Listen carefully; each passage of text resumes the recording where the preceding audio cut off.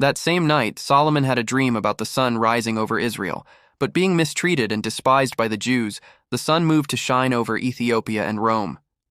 Solomon gave Makeda a ring as a token of faith, and then she left. On her way home, she gave birth to a son, whom she named Menelik I, that is Bin al-Hakam, son of the wise man, later called Menelik. After the boy had grown up in Ethiopia, he went to Jerusalem carrying the ring and was received with great honors. The king and the people tried in vain to persuade him to stay. Solomon gathered his nobles and announced that he would send his firstborn son to Ethiopia together with their firstborns. He added that he was expecting a third son who would marry the king of Rome's daughter and reign over Rome so that the entire world would be ruled by David's descendants. Then Menelik I was anointed king by Zadok the high priest, and he took the name David. The firstborn nobles who followed him are named, and even today some Ethiopian families claim their ancestry from them. Prior to leaving, the priest's sons had stolen the Ark of the Covenant, after their leader Azarias had offered a sacrifice as commanded by one God's angel. With much wailing, the procession left Jerusalem on a wind cart led and carried by the archangel Michael. Having arrived at the Red Sea, Azarias revealed to the people that the ark is with them. David prayed to the ark and the people rejoiced, singing, dancing, blowing horns and flutes and beating drums. The ark showed its miraculous powers during the crossing of the stormy sea, and all arrived unscathed. When Solomon learned that the ark had been stolen, he sent a horseman after the thieves and even gave chase himself, but neither could catch them. Solomon returned to Jerusalem and gave orders to the priests to remain silent about the theft and to place a copy of the ark in the temple, so that the foreign nations could not say that Israel had lost its fame. According to some sources, Queen Makeda was part of the dynasty founded by Zabesi-Angabo in 1370 BC. The family's intended choice to rule Aksum was Makeda's brother, Prince Nurad, but his early death led to her succession to the throne. She apparently ruled the Ethiopian kingdom for more than 50 years. The 1922 regnal list of Ethiopia claims that Makeda reigned from 1013 to 982 BC, with dates following the Ethiopian calendar. In the Ethiopian Book of Aksum, Makeda is described as establishing a new capital city at Azeba.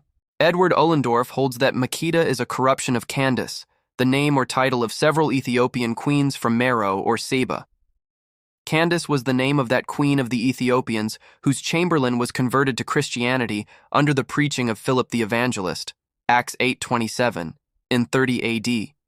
In the 14th century, the Ethiopian version of the Alexander Romance, Alexander the Great of Macedonia, Ethiopic Macedon, is said to have met a Queen Candace of Nubia. The tradition that the biblical Queen of Sheba was an ingenuous ruler of Ethiopia who visited King Solomon in Jerusalem is repeated in a 1st century account by Josephus. He identified Solomon's visitor as a queen of Egypt and Ethiopia. Historians believe that the Solomonic dynasty actually began in 1270 with the emperor Yekuno Amlak, who, with the support of the Ethiopian church, overthrew the Zagwe dynasty, which had ruled Ethiopia since sometime during the 10th century.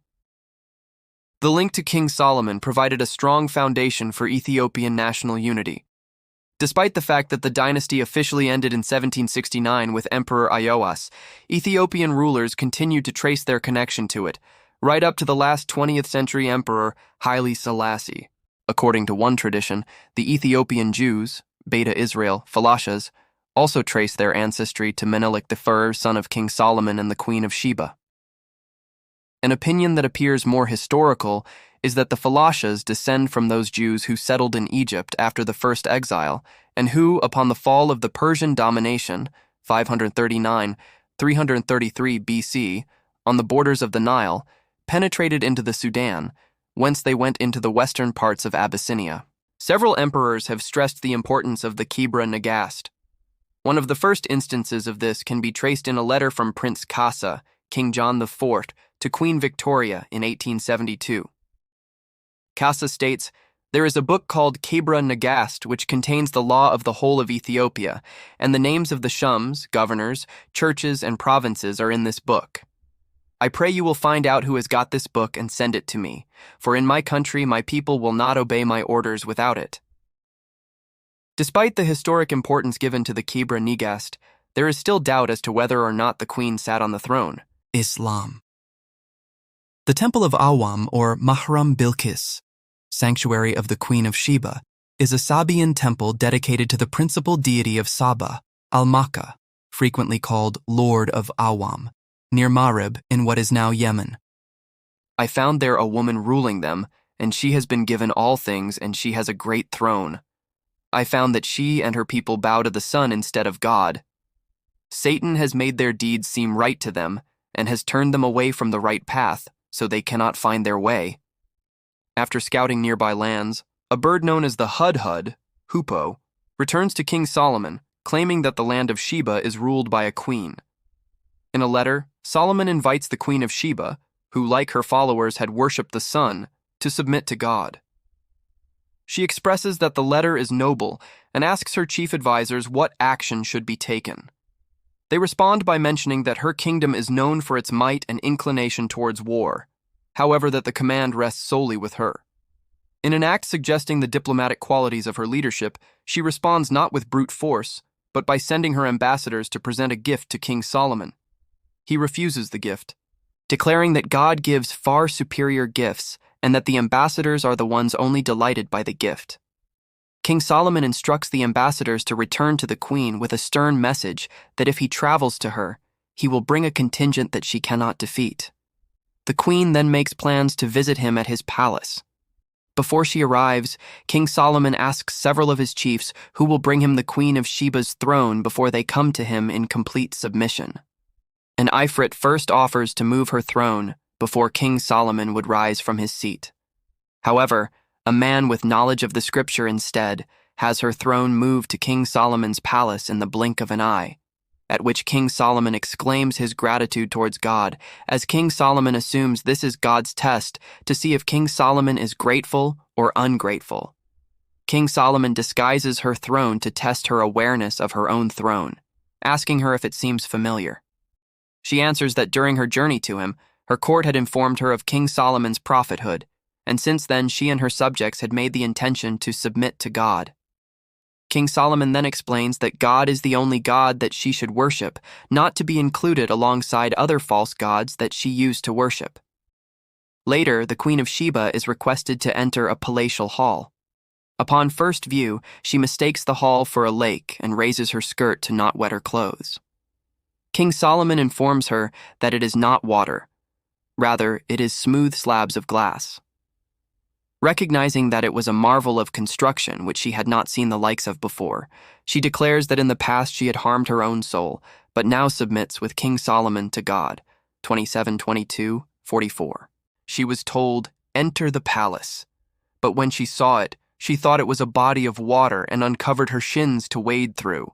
He said, "Indeed, it is a palace whose floor is made smooth with glass." She said, "My lord, indeed I have wronged myself, and I submit with Solomon to God, Lord of the worlds." The story of the Queen of Sheba in the Quran shares some similarities with the Bible and other Jewish sources. Some Muslim commentators such as Al-Tabari, Al-Zamakhshari, and Al-Baidawi supplement the story. Here they claim that the queen's name is Bilqas, Arabic, Bilqis, probably derived from Greek, Palakis, Romanized Palakis, or the Hebraized Pilagesh, concubine. The Quran does not name the queen, referring to her as a woman ruling them. Arabic, Imra'atan Tamlikuhum, the nation of Sheba. According to some, he then married the queen, while other traditions say that he gave her in marriage to a king of Hamdan. According to the scholar Al-Hamdani, the Queen of Sheba was the daughter of Ilshara Yahdib, the Sabaean king of South Arabia. In another tale, she is said to be the daughter of a jinni, or peri, and a human. According to E. Uhlendorf, the Quran and its commentators have preserved the earliest literary reflection of her complete legend, which among scholars complements the narrative that is derived from a Jewish tradition, this assuming to be the Targum Sheni. However, according to the Encyclopedia Judaica, Targum Sheni is dated to around 700. Similarly, the general consensus is to date Targum Sheni to late 7th or early 8th century, which postdates the advent of Islam by almost 200 years. Furthermore, M.J. Berdichevsky explains that this Targum is the earliest narrative articulation of the Queen of Sheba in Jewish tradition. Folding of the Hebrew Bible's story. The dating of the story of the Queen of Sheba is not well established. A significant number of biblical philologists, which believe that an early version of the story of the Queen of Sheba existed before the composition of the Deuteronomistic history, c. 640-609 BCE, and was revised and placed therein by an anonymous redactor labeled the Deuteronomist, DTR, by textual scholars. However, many scholars, which believe that the account from the Third Book of Kings in its present form was compiled during the so-called Second Deuteronomic Revision, DDR II, produced during the Babylonian captivity, c. 550 BCE. The purpose of the story seems to be to glorify the figure of King Solomon, who is portrayed as a ruler who enjoyed authority and captured the imagination of other rulers. Such an exaltation is dissonant with the general critical tone of the Deuteronomic history towards King Solomon. Later, this account was also placed in the second book of the Paralipomenon, the Second Chronicles, written in the settlement era. Hypotheses and archaeological evidence. Researchers have noted that the Queen of Sheba's visit to Jerusalem could conceivably have been a trade mission related to the Israelite king's efforts to settle on the shores of the Red Sea and thereby undermine the monopoly of Saba and other South Arabian kingdoms on caravan trade with Syria and Mesopotamia. Assyrian sources confirm that South Arabia was engaged in international trade as early as 890 BC, so the arrival in Jerusalem in Solomon's time of a trading mission from a South Arabian kingdom is plausible. There is, however, debate about the chronological plausibility of this event. Solomon lived from approximately 965 to 926 BC, while it has been argued that the first traces of the Sabaean monarchy appear some 150 years later. On the other hand, Peter Stein argues that archaeological and epigraphic evidence indicates that the Sabaean kingdom had already emerged by the 10th century BC. In the 19th century, explorers Arser Halevi and Glaser found in the Arabian desert the ruins of the huge city of Marib. Among the inscriptions found, scientists read the name of 4 South Arabian states: Minea, Hadramaut, Qataban, and Sawa. As it turned out, the residence of the kings of Sheba was the city of Marib, modern Yemen, which confirms the traditional version of the queen's origin from the south of the Arabian Peninsula. Inscriptions found in southern Arabia do not mention female rulers, but from Assyrian documents of the 8th-7th century BC, Arabian queens in the more northern regions of Arabia are known. In the 1950s, Wendell Phillips excavated the temple of the goddess Balkis at Marib. In 2005, American archaeologists discovered in Sana'a the ruins of a temple near the palace of the biblical Queen of Sheba in Marib, north of Sana'a. According to the American researcher Madeline Phillips, they found columns, numerous drawings, and objects dating back 3 millennia. Have you ever heard of a riddle so tough it could make or break an entire kingdom? Let's travel back in time to the legendary encounter between 2 of history's most fascinating rulers, King Solomon of Israel and the Queen of Sheba, also known as Makeda. Drawn by tales of Solomon's incredible wisdom, the powerful Queen of Sheba journeyed from her rich kingdom, believed to be in modern-day Ethiopia or Yemen. She didn't come empty-handed. Her caravan was loaded with spices, gold, and precious stones. But her true purpose was to test Solomon with a series of challenging riddles. From identifying flowers to distinguishing between boys and girls dressed alike, Makeda threw her toughest questions at him. And one by one, Solomon answered every single one, proving his wisdom was no mere rumor. Impressed beyond measure, a great alliance was formed, a testament to the power of wisdom and respect. If you enjoyed this glimpse into history, hit that like button and subscribe for more epic stories. Thanks for watching. Researchers attribute the origin of the legend about the son of the Queen of Sheba in Ethiopia to the fact that apparently in the 6th century BC, the Sabaeans, having crossed the Bab el-Mandeb Strait, settled near the Red Sea and occupied part of Ethiopia, capturing the memory of its ruler with her and transplanting it to new soil. One of the provinces of Ethiopia bears the name Shewa, Shawa, modern Shoa. The viewpoint according to which the birthplace of the Queen of Sheba or her prototype was not South Arabia but North Arabia is also quite widespread. Among other North Arabian tribes, the Sabaeans are mentioned on the stela of Tiglath-Pileser III. These northern Sabaeans can be associated in a number of ways with the Sabaeans mentioned in the book of Job, Job 1:15, the Sheba of the book of the prophet Ezekiel, Ezekiel 27:22, and with Abraham's grandson Sheba, Genesis 25:3 cf.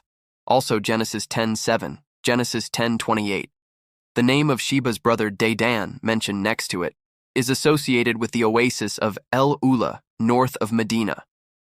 According to some scholars, the kingdom of Israel first came into contact with the northern Sabaeans, and only later, perhaps through their mediation, with Saba in the south. The historian J. A. Montgomery has suggested that in the 8th century BC the Sabaeans lived in northern Arabia, although they controlled trade routes from the south. The famous Arabian explorer Harry St. John Philby also believed that the Queen of Sheba did not originate from southern Arabia, but from northern Arabia, and that the legends about her at some point blended with the stories of Zenobia, the warrior queen of Palmyra, modern Tadmor, Syria, who lived in the 3rd century CE and converted to Judaism. For example, it is told by one of Muhammad's biographers that it was in Palmyra in the 8th century during the reign of Caliph Walid I that a sarcophagus was found with the inscription, "Here is buried the pious Bilqis, the consort of Solomon." Jewish Kabbalistic tradition also considers Tadmor to be the burial place of the queen, an evil devil, and the city is considered an ominous haven for demons. There are also parallels between Sheba and another Eastern autocrat, the famous Semiramis, also a warrior and irrigator who lived around the same time, in the late 9th century BC, which can be traced in folklore. Thus, the 2nd century AD writer Melito of Sardis retells a Syrian legend in which the father of Semiramis is called Hadhad. In addition, the Hebrew legend made the queen the mother of Nebuchadnezzar and Semiramis his wife. Kingdom of Israel, United Monarchy. The Kingdom of Israel, Hebrew, Mamleket Yisrael, was an Israelite kingdom that may have existed in the southern Levant. The first extra-biblical mention of Israel dates from the Merneptah stele, created by Pharaoh Merneptah in 1208 BC. According to the Deuteronomistic history in the Hebrew Bible, a united monarchy or united kingdom of Israel existed under the reigns of Saul, Ishbosheth, David, and Solomon, encompassing the territories of both the later kingdoms of Judah and Israel. Whether the united monarchy existed, and if so, to what extent, is a matter of ongoing academic debate. During the 1980s, some biblical scholars began to argue that the archaeological evidence for an extensive kingdom before the late 8th century BCE is too weak, and that the methodology used to obtain the evidence is flawed. Scholars remain divided among those who support the historicity of the biblical narrative, those who doubt or dismiss it, and those who support the kingdom's theoretical existence while maintaining that the biblical narrative is exaggerated.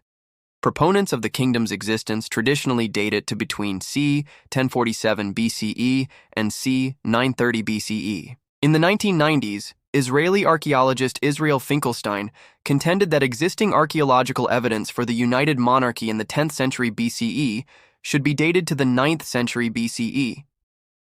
This model placed the biblical kingdom in Iron Age I, suggesting that it was not functioning as a country under centralized governance, but rather as tribal chiefdom over a small polity in Judah, disconnected from the North's Israelite tribes. The rival chronology of Israeli archaeologist Amihai Mazar places the relevant period beginning in the early 10th century BCE and ending in the mid-9th century BCE, addressing the problems of the traditional chronology while still aligning pertinent findings with the time of Saul, David, and Solomon. Mazar's chronology and the traditional one have been fairly widely accepted, though there is no current consensus on the topic. Recent archaeological discoveries by Israeli archaeologists Eilat Mazar and Yosef Garfinkel in Jerusalem and Khirbet Kayafa, respectively, seem to support the existence of the United Monarchy, but the dating and identifications are not universally accepted. The historicity of Solomon and his rule is the subject of significant debate.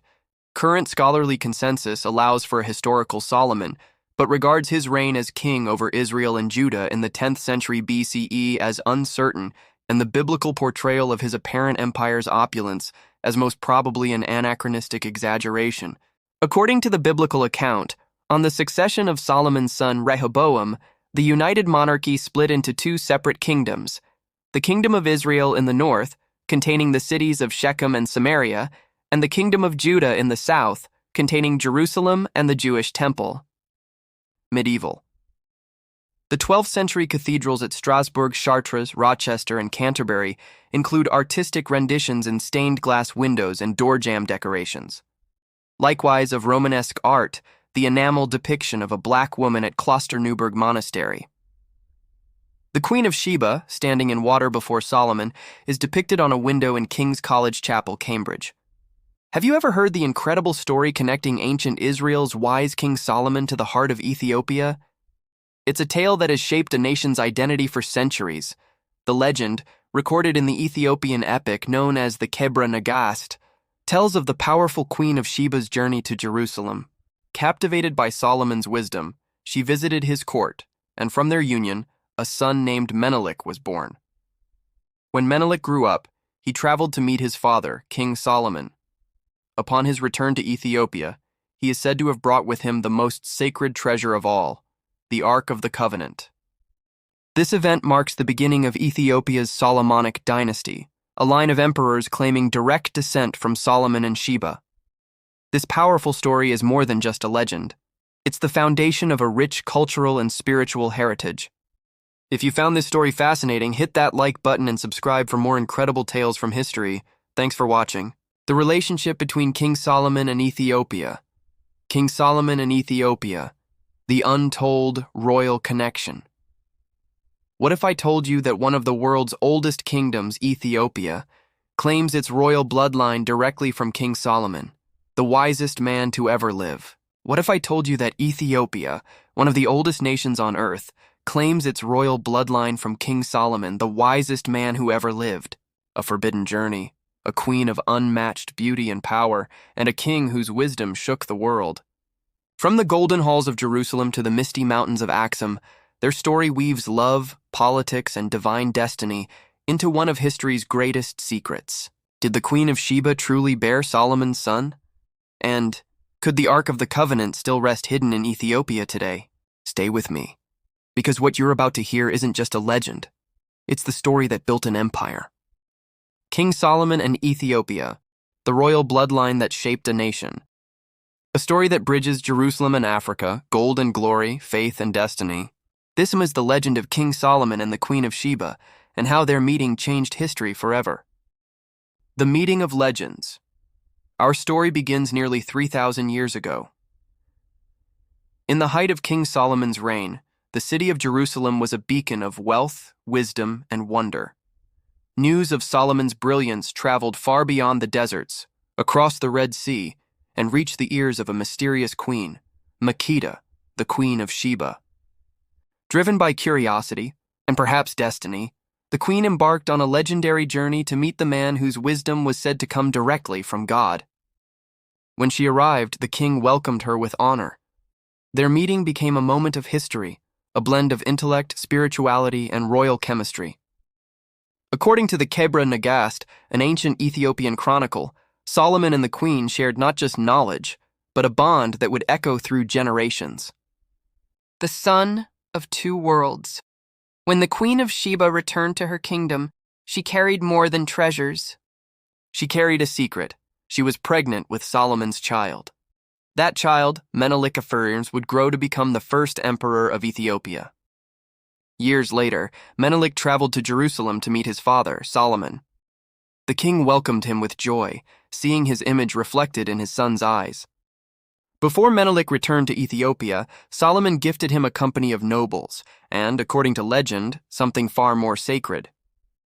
The Ark of the Covenant, the golden chest that held the 10 Commandments, was said to have been taken to Ethiopia, hidden forever in the holy city of Axum.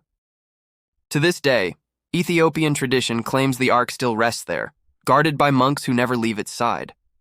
The legacy. From that royal union, the Solomonic dynasty was born, a line of kings that ruled Ethiopia for nearly 3,000 years.